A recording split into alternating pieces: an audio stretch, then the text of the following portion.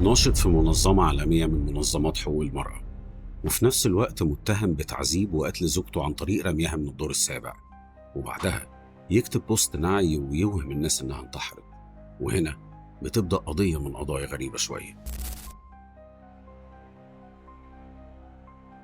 آية عادل من مواليد الزقازيق، ونشأت في أسرة مصرية طيبة يتيمة الأب، وكانت فنانة من صغرها، وأهلها كانوا بيدعموها في ده لحد ما بقت فنانة تشكيلية هايلة، وشاركت في معارض في دول كتير زي النمسا وانجلترا وتركيا. وفي تركيا اتعرفت على كريم في حدث فني برعاية واحدة من منظمات حقوق المرأة، وده لأن كريم ناشط ومستشار في واحدة من منظمات حقوق المرأة وحماية المرأة ضد العنف. كريم حاصل على بكالوريوس الهندسة الزراعية من جامعة عين شمس، وماجستير في الهندسة البيئية من الجامعة الأمريكية، وبقى المدير التنفيذي لمركز الإسكوا للتكنولوجيا التابع لمنظمة الأمم المتحدة في الأردن، واللي عاش فيها كريم وآية بعد جوازهم بفترة صغيرة. آية أم الطفلين، يونس 6 سنين وآدم سنة و7 شهور، وهم دلوقتي في دار رعاية في الأردن لحين وصول والد ووالدة كريم عشان يستلموه، وده على حسب رواية جريدة الوطن. القصة بدأت لما جيرانهم في منطقة لواء الرصيفة في عمان سمعوا صوت زعيق وخناق جاي من شقة كريم، وبعدها بدقايق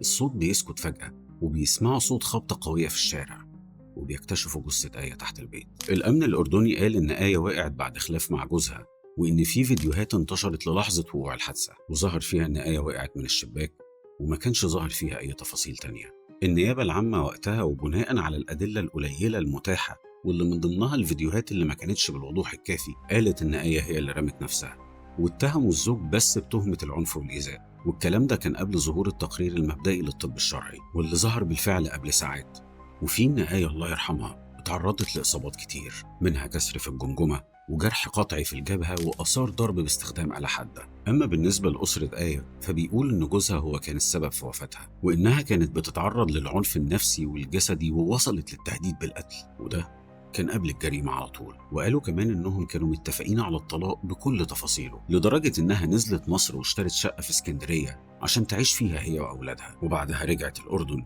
عشان تخلص باقي إجراءات الطلاق وتجيب أولادها يونس وآدم وترجع تستقر وتبدأ حياة جديدة. منظمة سوبر وومن لدعم حقوق المرأة طلبت التحقيق مع الزوج بشكل رسمي في تهمة القتل العمد، وقالت إن تقرير الطب الشرعي بيدعم ده، وكمان شهادات الجيران، واللي أكدوا إنهم شافوا وقائع تعذيب سابقة، وإن آية حاولت كتير تنفصل عن جوزها لكنها كانت بتتراجع عشان أولادها. آخر مكالمة لآية كانت لأختها قبل الحادثة على طول، وأختها قالت إن حالة آية المعنوية كانت كويسة جدا بسبب إنها أخيرا هتنفصل عن جوزها وهتبدأ حياة جديدة مع أولادها. وقالت كمان إنها كانت بتحضر الأكل لأولادها قبل وقوع الحادثة، وده بيتعارض تماما مع فكرة إنها تكون أنهت حياتها بإرادتها. أسرة آية ومنظمات كتير بيطالبوا بتقديم الحماية اللازمة للطفلين وإجراء تحقيق شامل ومفصل بكل ملابسات الحادث بما فيها وقائع التعذيب السابقة. كل اللي مطلوب مننا دلوقتي إننا ندعي الآية بالرحمة. القضية دلوقتي في إدارة البحث الجنائي الأردني،